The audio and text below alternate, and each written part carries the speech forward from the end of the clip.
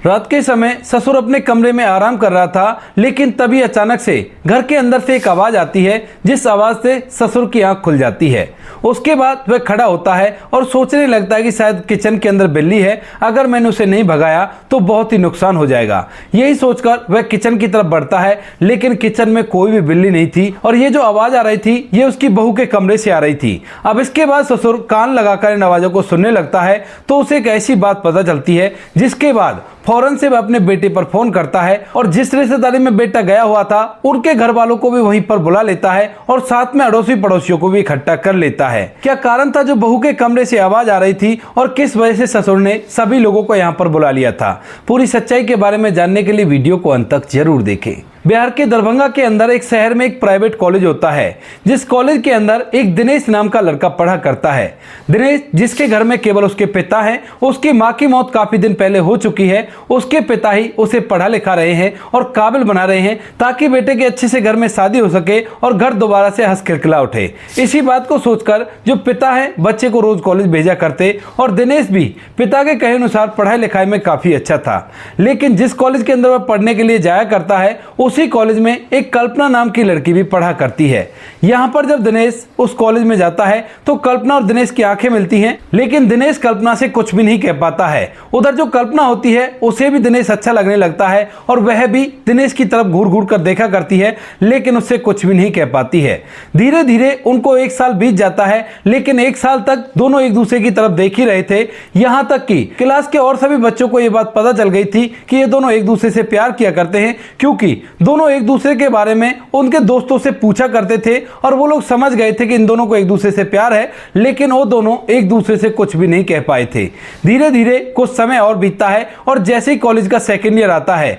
तो उसके बाद एक दिन जो दिनेश के दोस्त होते हैं वो कहने लगते हैं कि यार तू एक बात बता, जब कल्पना तेरे बारे में पूछा करती है और तू कल्पना के बारे में पूछा करता है तो क्यों ना एक बार तू उससे अपने प्यार का इजहार करके देख, हो सकता है वो भी तुमसे प्यार करती हो और उसके बाद तुम दोनों एक साथ अपने जीवन को व्यतीत करो। तो यहाँ पर दिनेश कहने लगता है कि यार लगता तो मुझे भी ऐसा ही है कि वो भी मुझसे प्यार किया करती है, लेकिन डर लगता है कि कहीं कल्पना बुरा ना मान जाए और इस बात से भी मैं हाथ धो बैठूं कि मुझे कल्पना देखने को तो मिल जाती है। यहाँ तक कि आलम ऐसा था कि वो दोनों अपने अपने दोस्तों से, यानी कि कल्पना अपनी सहेलियों से बता देती है कि मुझे दिनेश से प्यार है, लेकिन मुझे डर है कि कहीं वो इस बात का बुरा ना मान जाए। इधर जो दिनेश होता है वह भी अपने दोस्तों से यही बात कह देता है। धीरे धीरे 1 से 2 महीने बीतते हैं और 1-2 महीने बाद जो दिनेश के दोस्त होते हैं वो उसे पूरी तरह से मोटिवेट कर देते हैं कल्पना से अपने प्यार का इजहार करने के लिए और पूछने के लिए कि यह सच में ही प्यार है या फिर कल्पना वैसे उसके बारे में पूछा करती है। दिनेश भी पूरी तरह से तैयार हो जाता है और एक दिन कह देता है कि ठीक है, आज जैसे छुट्टी होगी तो छुट्टी के समय में मैं कल्पना से पूछ लूंगा कि वो मुझसे प्यार किया करती है या नहीं किया करती। धीरे धीरे छुट्टी का समय भी आ जाता है और जैसे ही छुट्टी होती है तो यहाँ पर जो दिनेश होता है वह निकल कर एक साइड में पहले ही खड़ा हो जाता है और जैसे ही कल्पना क्लास से बाहर निकलती है तो उसके साथ साथ चलने लगता है। कल्पना दिनेश को अच्छी तरह से जानती थी और इसके बाद जब वह उसके साइड में चलता है तो यहाँ पर कल्पना पूछने लगती है, दिनेश क्या हुआ, तुम इस तरह से बिहेव क्यों कर रहे हो? तो उसके बाद जो दिनेश होता है वो कहने लगता है, कल्पना मैं तुम्हें कॉफी के लिए पूछ रहा था, क्या तुम्हारे पास कुछ टाइम है? अगर टाइम हो तो थोड़ी देर के लिए कॉफी पीने चलते हैं। अब जो कल्पना होती है वह भी इसी मौके की तलाश में थी तो वह भी झट से हामी भर देती है और उसके बाद कल्पना और दिनेश दोनों के दोनों एक कॉफी कैफे पर पहुंच जाते हैं। वहां पर जाने के बाद दोनों एक साथ कॉफी मंगाते हैं और कॉफी मंगाने के बाद कल्पना पूछने लगती है कि बताओ दिनेश क्या बात है और किस लिए तुम मुझे यहां पर लेकर आए हो? तो उसके बाद जो दिनेश होता है वो उससे पूछने लगता है कि कल्पना मैं काफी दिनों से ये बात नोटिस कर रहा हूं कि तुम बार बार मेरे बारे में मेरे दोस्तों से पूछा करती हो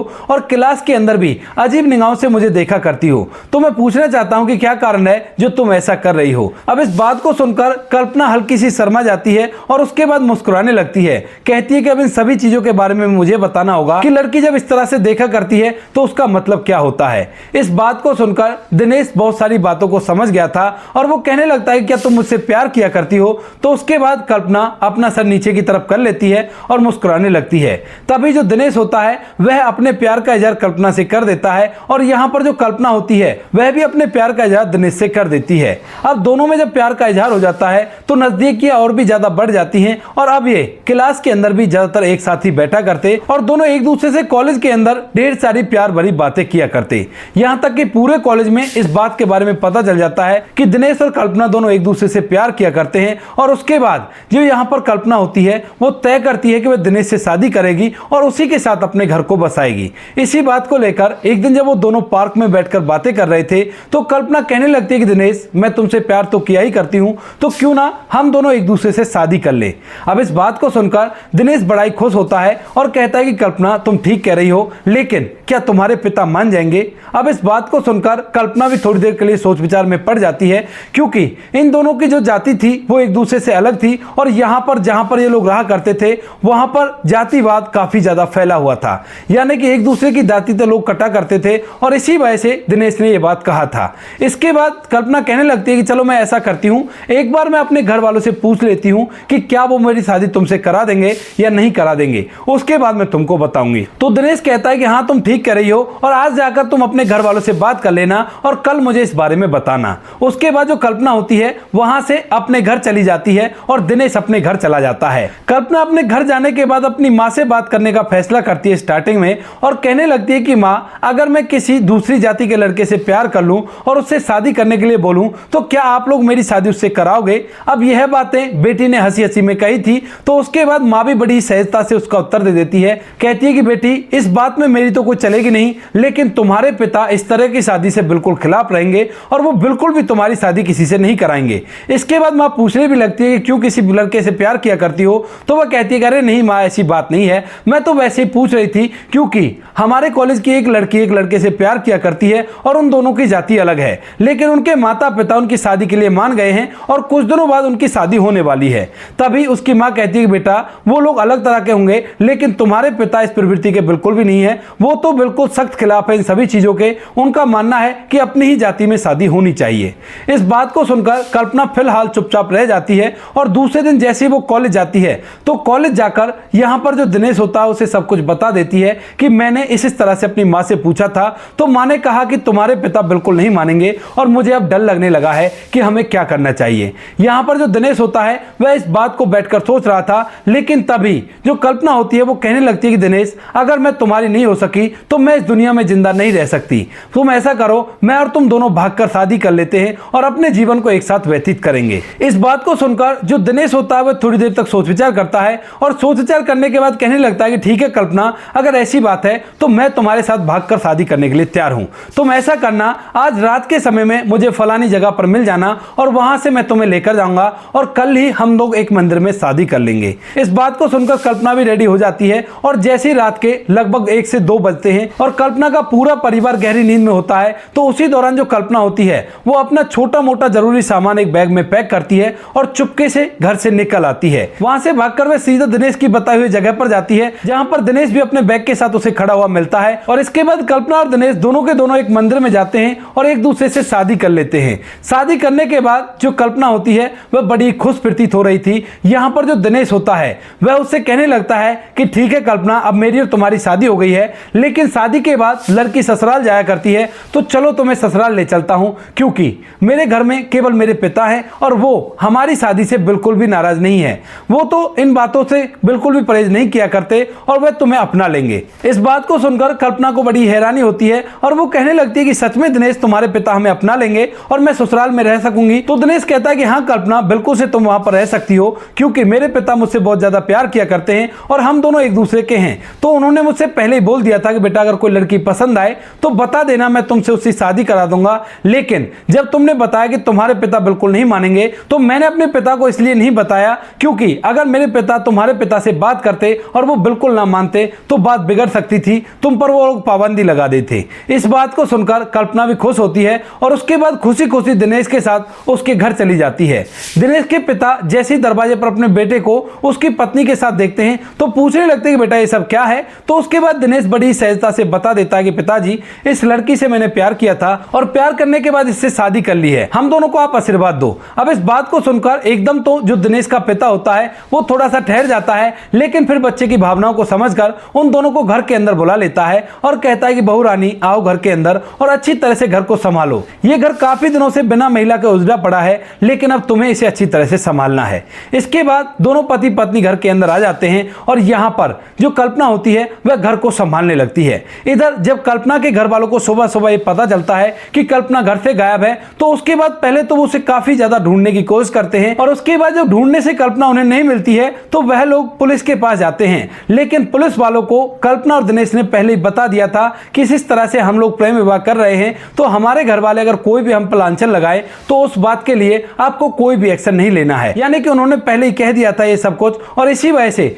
जो घर वाले होते हैं जैसे पुलिस के पास जाते हैं तो उन्हें पता चल जाता है कि उनकी बेटी ने भागकर शादी कर ली है और वो अपने पति के घर में रहा करती है। इसके बाद घर वाले घर पर शांत बैठ जाते हैं। लेकिन यहाँ पर जो कल्पना होती है, लगभग 2 से 3 दिन बाद उसे अपने घर वालों की याद आती है, और इसके बाद वह अपनी माँ के फोन पर फोन मिला देती है। जैसे ही वह अपनी माँ के फोन पर फोन मिलाती है तो उसके बाद उसके पिता को भी यह बात पता चल जाती है कि बेटी का फोन आया है, और वह अपनी पत्नी से फोन लूटकर कहने लगता है कि बेटी, जो कुछ भी तुमने किया है ना, उससे हमारा सम्मान काफी ज्यादा बढ़ गया है, और हम पर मेहरबानी करके ऐसा कर लेना कि हमसे आज से कोई भी ताल्लुकात मत रखना, क्योंकि तुमने हमारी समाज के अंदर नाक कटा दी है, और हमने समाज के अंदर कह दिया है कि हमारी बेटी कोई थी ही नहीं, अगर थी भी तो वो मर चुकी है, आप लोग उसके नाम के साथ मेरे नाम को मत जोड़िए। इस बात को कहकर पिता फोन काट देता है, और इसके बाद जो कल्पना होती है वह अपने पति दिनेश के घर बैठकर फूट फूट कर रोने लगती है। अब जैसे ये बात दिनेश देखता है तो दिनेश को ये बात बड़ी बुरी लगती है, और वह अपनी पत्नी को समझाने लगता है। कहता है कि कल्पना, तुम चिंता मत करो, जैसे भी हो मैं तुम्हारे घर वालों को मना लूंगा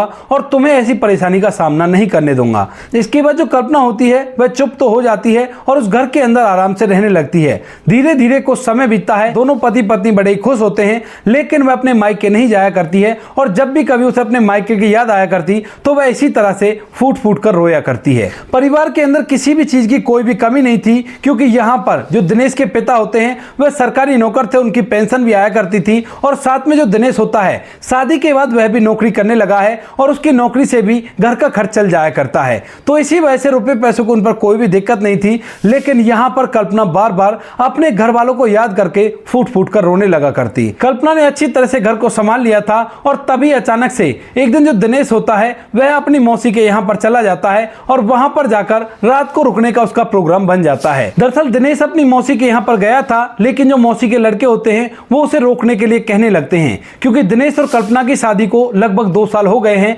और उस दिन के बाद से वह कभी भी अपनी मौसी के घर नहीं रुका है। उससे पहले वो महीने में 2-3 बार तो अपनी मौसी के घर रुक जाया करता था, क्योंकि वहां पर उसकी हम उम्र के उसके मौसी के लड़के थे, और उसका मन भी लग जाया करता था। जब दिनेश से मौसी के लड़के फोर्स करते हैं तो वह भी वहां पर रुकने का प्रोग्राम बना लेता है, और घर पर अपने पिता को फोन करके उसे बता देता है कि पिताजी मैं नहीं आने वाला हूं और यहीं पर रुकने वाला हूं। यहां पर यह बात उसकी पत्नी को भी पता चल जाती है, और वह भी उससे कह देती है कि ठीक है, जब तुम्हारी मौसी के लड़के बोल रहे हैं तो आराम से तुम रुक जाओ, कोई भी दिक्कत नहीं है। इसके बाद रात के समय दोनों ससुर बहू घर के अंदर आराम कर रहे थे, लेकिन तभी अचानक से रात के लगभग 1 बजे होंगे, और उसी समय घर के अंदर से कुछ अजीब सी आवाज आने लगती है, और इन आवाजों से जो ससुर होता है उसकी आंखें खुल जाती हैं, और आंख खुलने के बाद वह बैठा बैठा सोचने लगता है कि कहीं ऐसा तो नहीं किचन के अंदर कोई बिल्ली घुस गई हो, और बिल्ली काफी ज्यादा नुकसान कर देगी, क्योंकि अब तक घर को वही संभाला करता था, वही किचन देखा करता था, और वही घर की साफ सफाई किया करता था। तो इसी वजह से आज तक भी वो इन सभी चीजों की केयर करता है, और फटाक से उठकर किचन की तरफ बढ़ने लगता है, और देखने लगता है कि कोई ऐसी आवाज तो नहीं है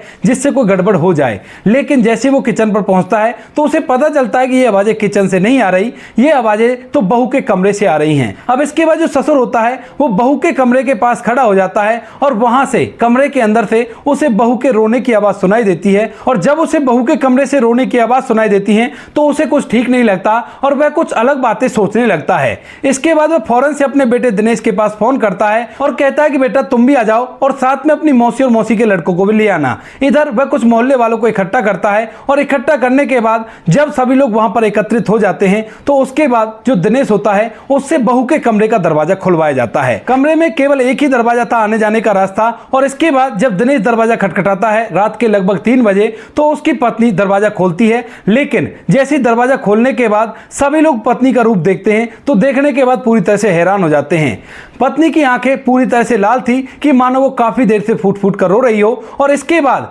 जब सभी लोगों के द्वारा इसे पूछा जाता है कि तुम इस तरह से क्यों रो रही हो, तो यहाँ पर जो कल्पना होती है वह बताती है कि मुझे मेरे घर वालों की याद आ रही थी और इसी वजह से मेरी आंखों में आंसू आ गए। यह बात दिनेश भी जाना पहचाना करता था और इसी बात को जो दिनेश होता है उसने अपने पिता को भी बता दिया था। तो अब जब सभी लोग ये बात देखते हैं तो उन्हें इस बात की उम्मीद नहीं थी, वो तो कुछ और ही समझ रहे थे कि इस वजह से सभी लोगों को इकट्ठा किया है कि कोई ना कोई अलग बात है। लेकिन यहां पर जब वो ये बात सुनते हैं तो कहने लगते हैं कि खामाखा रात में हमारी नींद खराब कर दी, और ये भी कोई बात है, घर वालों की याद आ रही है तो कोई बात नहीं, याद तो आएगी कुछ दिनों तक, शादी के बाद सभी लड़कियों के साथ होता है। ऐसा कहकर वो जाने लगते हैं। लेकिन तभी जो दिनेश के पिता होते हैं वो उन सभी को रोकते हैं और रोकने के बाद बैठने के आग्रह करते हैं। कहते हैं कि आपको मैंने वैसे ही नहीं बुलाया, यहां पर मुझे आपसे कोई जरूरी काम है। दरअसल मेरी बहू ने घर को अच्छी तरह से संभाला है, वह मेरे बेटे से प्यार भी किया करती है और अच्छी तरह से घर के अंदर रह रही है। उसने प्रेम विवाह किया था और इस प्रेम विवाह के कारण उसके घर वाले उससे वास्ता नहीं रखा करते हैं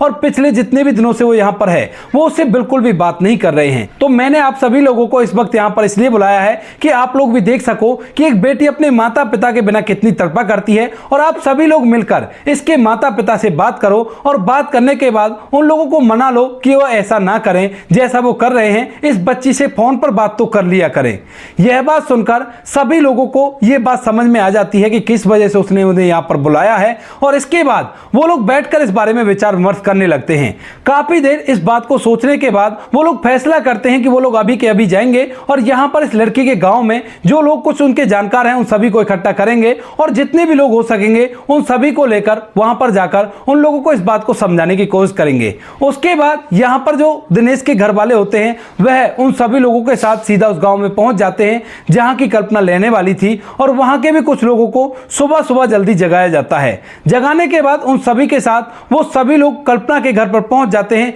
जहां पर उनके माता पिता सुबह सुबह उठकर पशुओं की देखभाल कर रहे थे, और जैसे ही इतने सारे लोगों को अपने दरवाजे पर देखते हैं तो पूरी तरह से हैरान हो जाते हैं और पूछने लगते हैं कि भाई आप लोग यहाँ पर क्यों आए हो। तो उसके बाद उनमें से एक सयाना व्यक्ति होता है जो कि कल्पना के ही गांव का था और वह उसे जाना पहचाना करता था। कहता है कि भाई साहब एक बात ऐसी है जो बात का सॉल्यूशन आप ही कर सकते हो और आपको वो चीज करनी होगी। तो उसके बाद जो कल्पना का पिता होता है वो पूछने लगता है कि कौन सी बात और कैसी बात। तभी वो लोग उसे बताते हैं कि तुम्हारी बेटी जो कल्पना भागकर जिसने शादी की है वो अच्छी तरह से अपने घर को बसा रही है, लेकिन आज तक भी वो आप लोगों को याद करके फूट फूट कर रोया करती है। भले ही उसने अपनी मर्जी से शादी की हो लेकिन आज तक भी उसे आप लोगों की याद आया करती है। ये बातें उसके ससुर ने हमें बताई हैं और रात के समय इस तरह से जब वो अपने कमरे में फूट फूट कर रो रही थी तो उसने हमें बुलाया था। तो आपसे एक छोटी सी गुजारिश है कि उस बच्ची से कम घर वालों को तो बात कर लेने दिया करो, आप नहीं करो, क्योंकि इस दुनिया में कुछ भी साथ नहीं आया है और कुछ भी साथ नहीं जाना है। मानते हैं उस लड़की से गलती हो गई है,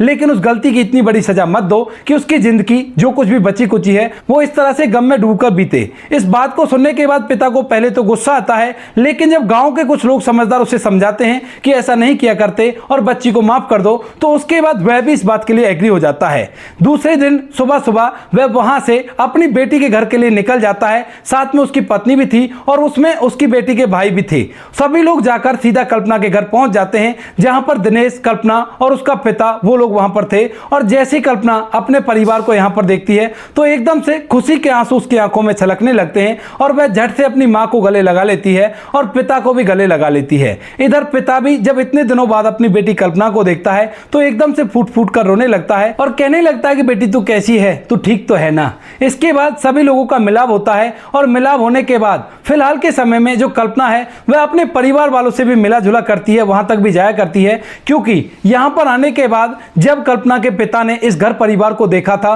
तो देखने के बाद वह पूरी तरह से हैरान हो गया था, क्योंकि पैसों में वो लोग उनसे भी आगे थे, भले ही उनकी जाति नीची हो। इसी वजह से अब वह अच्छी तरह से उनको अपना चुके हैं और उन लोगों का घर तक का आना जाना है, कोई भी कैसी भी दिक्कत नहीं है, सभी लोग खुशियों के साथ जीवन व्यतीत कर रहे हैं। तो दोस्तों ये थी आज की कहानी, आपको जैसी भी लगी हो कमेंट सेक्शन में बता देना। वीडियो अगर अच्छी लगी हो तो वीडियो को लाइक और चैनल को सब्सक्राइब जरूर करें ताकि हमें थोड़ा सा हौसला मिल सके आप लोगों के लिए ऐसे अच्छे वीडियो बनाने के लिए। इन कहानियों को सुनाने का उद्देश्य किसी को परेशान करना बिल्कुल भी नहीं है, ये कहानी आपको इसलिए सुनाई जाती है ताकि आप लोग इन कहानियों में से कुछ ना कुछ सीख सको और अपने जीवन में उस चीज को अप्लाई कर सको। मिलते हैं किसी नेक्स्ट वीडियो नए टॉपिक के साथ, तब तक के लिए जय हिंद, जय भारत, जय हिंदुस्तान।